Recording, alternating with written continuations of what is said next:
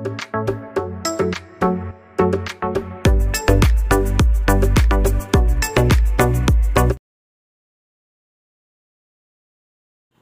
Morning, ഏവർക്കും study Nifty മലയാളത്തിൻ്റെ daily market ന്യൂസിലേക്ക് സ്വാഗതം. ഇന്ന് ഫെബ്രുവരി 19 വ്യാഴാഴ്ചയാണ്.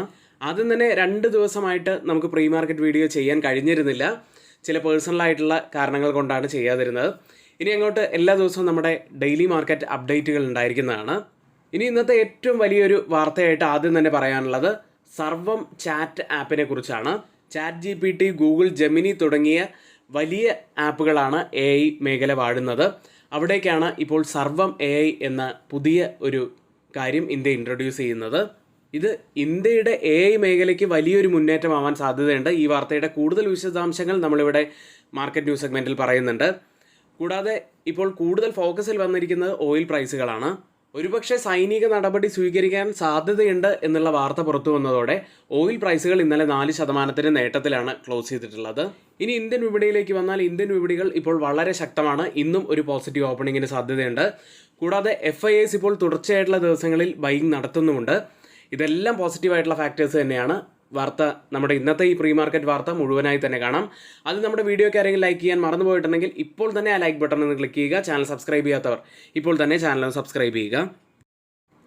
ഇന്നത്തെ സുപ്രധാനമായൊരു വാർത്തയായിട്ട് വരുന്നത് അന്താരാഷ്ട്ര വ്യാപാര രംഗത്ത് ഒരു പ്രധാനപ്പെട്ട വാർത്തയാണ്. ഇന്ത്യയും കാനഡയും മാർച്ചിൽ ട്രേഡ് പാക്റ്റ് നിബന്ധനകൾ ഫൈനലൈസ് ചെയ്യാൻ ഒരുങ്ങുന്നു. കാരണം ഇന്ത്യയും കാനഡയും ചേർന്ന് comprehensive economic partnership agreement CEPA സംബന്ധിച്ച് ടേംസ് ഓഫ് റെഫറൻസ് അന്തിമമാക്കാൻ സാധ്യതയുണ്ട്. പ്രധാനപ്പെട്ട ഒരു ലക്ഷ്യത്തിലേക്ക് വന്നു കഴിഞ്ഞാൽ 2030 ഇരു രാജ്യങ്ങളുടെയും ദ്വിപക്ഷ വ്യാപാരം $50 ബില്യൺ ആക്കുക എന്നതാണ്. നിലവിലെ സ്ഥിതി എന്ന് പറയുന്നത് 2024 goods and services trade $23.66 billion.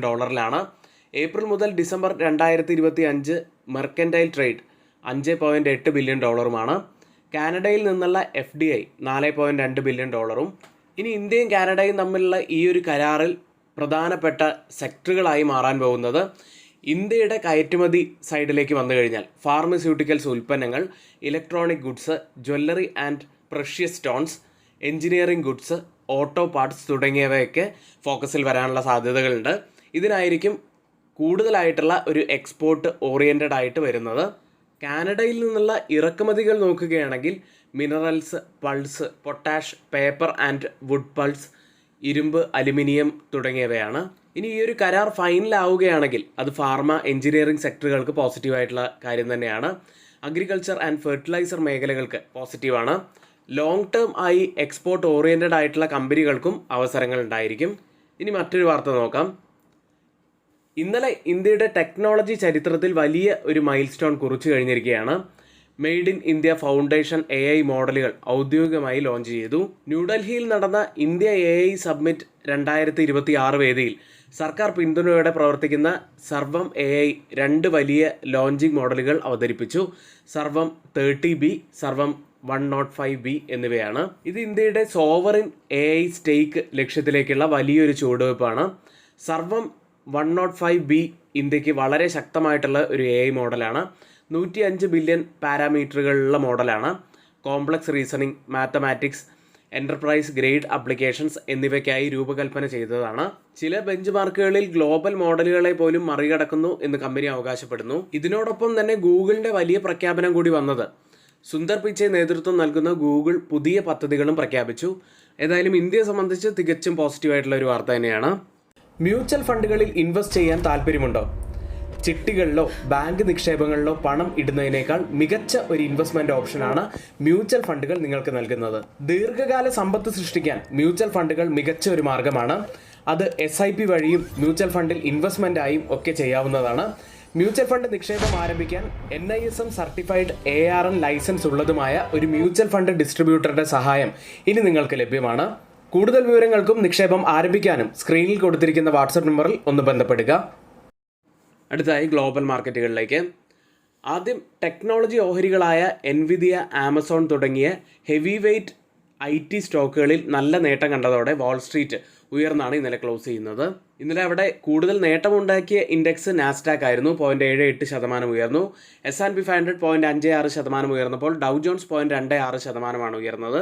ഉയർന്ന മൂല്യനിർണ്ണയത്തെക്കുറിച്ചും വരുമാന വളർച്ച വർദ്ധിപ്പിക്കാൻ AI നിക്ഷേപങ്ങൾക്ക് എത്ര സമയമെടുക്കുമെന്നതിനെക്കുറിച്ചും നിക്ഷേപകർ ആശങ്കാകുലരായതിനാൽ ഈ മാസം തുടക്കത്തിൽ AIയുമായി ബന്ധപ്പെട്ട ഓഹരികൾ വലിയ നഷ്ടമുണ്ടാക്കിയിരുന്നു. എന്നാൽ ഇൻവെസ്റ്റേഴ്സിന് ഇപ്പോൾ കൂടുതൽ പ്രതീക്ഷ ഈ AI റിലേറ്റഡ് ആയിട്ടുള്ള സ്റ്റോക്കുകളിൽ വന്നതോടെയാണ് ഇപ്പോൾ വീണ്ടും ഒരു ബൈയിങ്ങിലേക്ക് തിരികെ എത്തുന്നത്. ഇനി ഇന്നലെ US സെക്ടറുകൾ നോക്കുകയാണെങ്കിൽ 11ൽ 8 സെക്ടറുകളും പോസിറ്റീവിലാണ് ക്ലോസ് ചെയ്യുന്നത്. എനർജി സെക്ടർ 2% നേട്ടത്തിൽ ക്ലോസ് ചെയ്തപ്പോൾ കൺസ്യൂമർ ഡിസ്ക്രിഷണറി 1% നേട്ടത്തിലുമാണ് ഇന്നലെ ക്ലോസ് ചെയ്തത്. ഇനി ഇന്നലെ ക്ലോസ് ചെയ്ത യൂറോപ്യൻ മാർക്കറ്റുകളും പോസിറ്റീവിൽ തന്നെയാണ് ക്ലോസ് ചെയ്തത്. ജപ്പാൻ മാർക്കറ്റ് നിക്കി ഇപ്പോൾ ട്രേഡിംഗ് ആരംഭിച്ചിരിക്കുന്നത് 0.81% നേട്ടത്തിലാണ്. കോസ്പി മാർക്കറ്റ് 2.5% മുകളിൽ നേട്ടത്തിൽ ട്രേഡ് ചെയ്യുന്നു. ഗിഫ്റ്റ് നിഫ്റ്റി ഇപ്പോൾ ഉള്ളത് 25,848 എന്ന നിലയിൽ 42 പോയിന്റ്സ് ഉയർന്നാണ് ട്രേഡ് ചെയ്യുന്നത്. ഇപ്പോൾ സമയം 6 മണി കഴിഞ്ഞ് 50 മിനിറ്റ് ആണ്. ഇപ്പോഴത്തെ ഒരു നില വെച്ച് നിഫ്റ്റിയിൽ ഏകദേശം 20 പോയിന്റ്സിൻ്റെ ഒക്കെ ഒരു ഗ്യാപ്പ് ഓപ്പണിങ്ങിനാണ് സാധ്യതയുള്ളത്.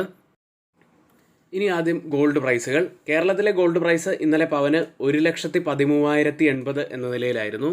ക്രിപ്റ്റോ കറൻസിയിലേക്ക് വന്നാൽ ബിറ്റ്കോയിൻ ഇന്നും 1.5% ഇടിവിലാണ് ട്രേഡ് ചെയ്യുന്നത്.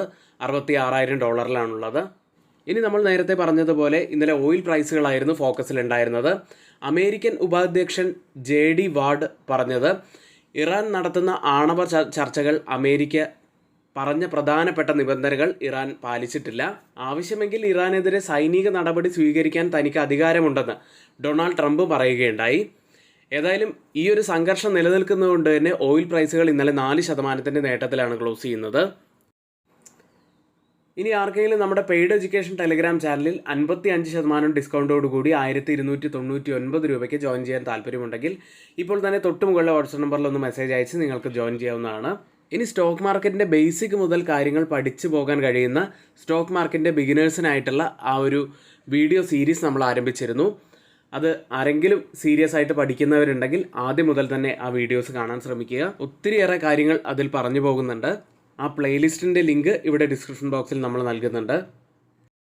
ഇന്നത്തെ പ്രധാനപ്പെട്ട കുറച്ച് സ്റ്റോക്ക് ന്യൂസുകളിലേക്കാണ്. ആദ്യം ഡോക്ടർ റെഡ്ഡി ലബോറട്ടറീസ്. ഇന്ത്യയിൽ പ്രോഗിനോവ ആൻഡ് സൈക്ലോപ്രോഗിനോവ മരുന്നുകളുടെ ട്രേഡ് മാർക്കും അനുബന്ധ സ്ഥാപനങ്ങളും UK കമ്പനിയായ മെർക്കുറി ഫാർമയിൽ നിന്ന് $32.15 ബില്യൺ ഡോക്ടർ റെഡ്ഡി ലബോറട്ടറീസ് വാങ്ങുന്നു. മറ്റൊരു കമ്പനി ഹിന്ദുസ്ഥാൻ യൂണിലിവർ ആണ്. ബ്യൂട്ടി ആൻഡ് ഹോം കെയർ മേഖലയിൽ നിർമ്മാണ ശേഷി കൂട്ടാൻ അടുത്ത 2 വർഷത്തിൽ 2,000 കോടി രൂപ നിക്ഷേപം നടത്താൻ ബോർഡ് അംഗീകാരം നൽകി. മറ്റൊരു വാർത്തയുള്ളത് സൈഡസ് ലൈഫ് സയൻസസ് എന്ന കമ്പനിയാണ്. അമേരിക്കൻ FDAയിൽ നിന്ന് ബോസൻറ്റൻ 32 mg, അതായത് പൾമിനറി ആർട്ടറിയൽ ഹൈപ്പർ ടെൻഷനുള്ള ഒരു ഗുളികയാണ്. ഇതിന് അന്തിമ അനുമതി ലഭിച്ചിരിക്കുന്നു. മരുന്ന് നിർമ്മാണം നടക്കുക അഹമ്മദാബാദ് SEZ യൂണിറ്റിലായിരിക്കും. അടുത്തത് NCC എന്ന കമ്പനിയാണ്. NHAI കമ്പനിയെ 2 വർഷത്തേക്ക് പുതിയ ടെൻഡറുകളിൽ നിന്ന് വിലക്കിയിരിക്കുന്നു. ഇപ്പോൾ നടക്കുന്ന പ്രൊജക്റ്റുകൾക്കും ഓർഡർ ബുക്കിനും ബാധകമല്ല. അടുത്ത പേജ് ഡിജിടെക് എന്ന കമ്പനിയാണ്. കമ്പനിയുടെ സബ്സിഡറിയായ ലിനേജ് പവറിന് 1.35 മില്യൺ വിലയുള്ള ബെസ് സിസ്റ്റം ഓർഡർ ലഭിച്ചിരിക്കുന്നു. മറ്റൊരു company BL Kashyap and sons എന്ന കമ്പനിയാണ്.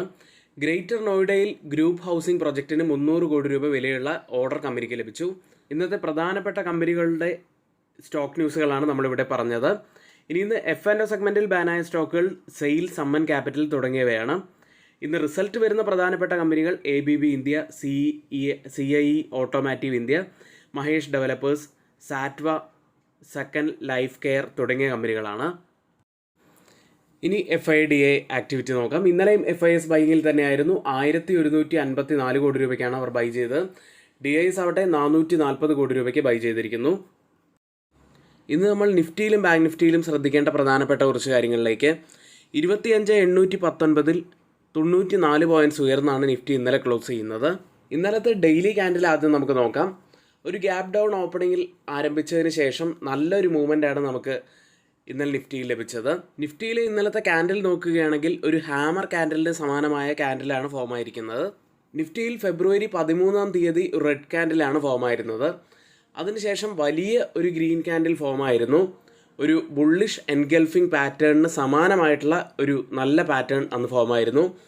അതിൻ്റെ തൊട്ടടുത്ത ദിവസം തന്നെ ആ ഒരു ക്ലോസിങ്ങിന് മുകളിലായിട്ട് ഒരു ഡെയിലി ക്ലോസിംഗ് വെക്കാനും സാധിച്ചത് ഒരു പോസിറ്റീവായിട്ടുള്ള കാര്യം തന്നെയായിരുന്നു. ഇന്നലെ ഫോം ആയിരിക്കുന്ന ക്യാൻഡിലും ഒരു പോസിറ്റിവിറ്റി ഉള്ള ക്യാൻഡിൽ തന്നെയാണ്. അതായത് നിഫ്റ്റിയെ സംബന്ധിച്ച് ഇനി കൂടുതൽ ഉയരങ്ങളിലേക്ക് പോകാനുള്ള സാധ്യതകൾ കൂടുതലാണ്. കൂടാതെ അടുത്ത ഒരു പ്രധാനപ്പെട്ട റെസിസ്റ്റൻസായി വരുന്നത് 26,000. അതിനുശേഷം ഈ ഒരു സോൺ വളരെ പ്രധാനപ്പെട്ടതായി ശ്രദ്ധിക്കേണ്ടതാണ്. കൂടാതെ ഇന്നലത്തെ ക്യാൻഡിൽ നിന്ന് നമുക്ക് മനസ്സിലാക്കാൻ കഴിയുന്ന ലോവർ ലെവലിൽ നല്ല ബൈയിങ് ഇൻട്രസ്റ്റ് കാണിക്കുന്ന ഒരു ക്യാൻഡിൽ തന്നെയായിരുന്നു. ഇനി ഫെബ്രുവരി 3-ാം തീയതി ഉണ്ടായിരുന്ന ആ ഒരു bullish gap area partially fill ചെയ്തിട്ടുണ്ട്. ഇനി വീക്ക്ലി ഓപ്പൺ ഇൻട്രസ്റ്റ് ഡാറ്റ പ്രകാരം റെസിസ്റ്റൻസ് ആവാൻ സാധ്യതയുള്ളത് 26,000-ഉം സപ്പോർട്ട് ആവാൻ സാധ്യതയുള്ളത് 25,800-ഉമാണ്. അടുത്തതായി ബാങ്ക് നിഫ്റ്റിയിലേക്ക് 61,551-ൽ 377 പോയിൻറ്റ്സ് ഉയർന്നാണ് ബാങ്ക് നിഫ്റ്റി ക്ലോസ് ചെയ്യുന്നത്. ബാങ്ക് നിഫ്റ്റിയുടെ ചാർട്ട് നോക്കിക്കഴിഞ്ഞാൽ കഴിഞ്ഞ 3 ദിവസം കൊണ്ട് 1,700 പോയിൻറ്റ്സിലധികം ഉള്ള ഒരു നേട്ടമാണ് ബാങ്ക് നിഫ്റ്റിയിൽ ഉണ്ടായത്. ഇപ്പോൾ നല്ല ബുള്ളിഷ് ക്യാൻഡിലുകളാണ് ഫോം ആയിക്കൊണ്ടിരിക്കുന്നത്. ഇന്നലെയും ബാങ്ക് നിഫ്റ്റിയിൽ ഫോം ആയത് ഒരു ഗ്രീൻ ക്യാൻഡിൽ തന്നെയായിരുന്നു. ലോവർ ലെവലിൽ ഒരു ബൈയിങ് ഇൻട്രസ്റ്റ് കണ്ടു. കുറച്ച് ദിവസം മുൻപുള്ള പ്രീ മാർക്കറ്റ് വീഡിയോയിൽ നമ്മൾ പറഞ്ഞിരുന്നതാണ്, ഒരു സപ്പോർട്ട് ട്രെൻഡ് ലൈനിന് അരികെയായിട്ടാണ് ഈ ബാങ്ക് നിഫ്റ്റി ഇപ്പോൾ ട്രേഡ് ചെയ്തുകൊണ്ടിരിക്കുന്നത്. അവിടെ നിന്നും ഒരു ബ്രേക്ക് ഔട്ട് വരേണ്ടതായിട്ടുണ്ട്. ശക്തമായിട്ടുള്ള ഒരു ബ്രേക്ക് ഔട്ട് തന്നെയാണ് ബാങ്ക് നിഫ്റ്റിയിൽ ഉണ്ടായിട്ടുള്ളതും. ഇനിയിപ്പോൾ അപ്സൈഡിൽ ഓൾ ടൈം ഹൈ ലെവലാണ് ബാങ്ക് നിഫ്റ്റിക്ക് ഒരു ചെറിയൊരു ബാരിയറായി വരുന്നത്. അതും തകർത്ത് മുകളിലേക്ക് തന്നെ പോകും എന്ന് തന്നെ നമുക്ക് പ്രതീക്ഷിക്കാം. ഇന്നത്തെ നിഫ്റ്റിയും ബാങ്ക് നിഫ്റ്റിയും കുറിച്ചാണ് ഇവിടെ നമ്മൾ പറഞ്ഞത്. ഇനി ആർക്കെങ്കിലും പുതിയൊരു ഡിമാറ്റ് അക്കൗണ്ട് ഓപ്പൺ ചെയ്യണമെന്നുണ്ടെങ്കിൽ ലിങ്ക് നമ്മൾ ഡിസ്ക്രിപ്ഷൻ ബോക്സിലാണ് നൽകിയിരിക്കുന്നത്.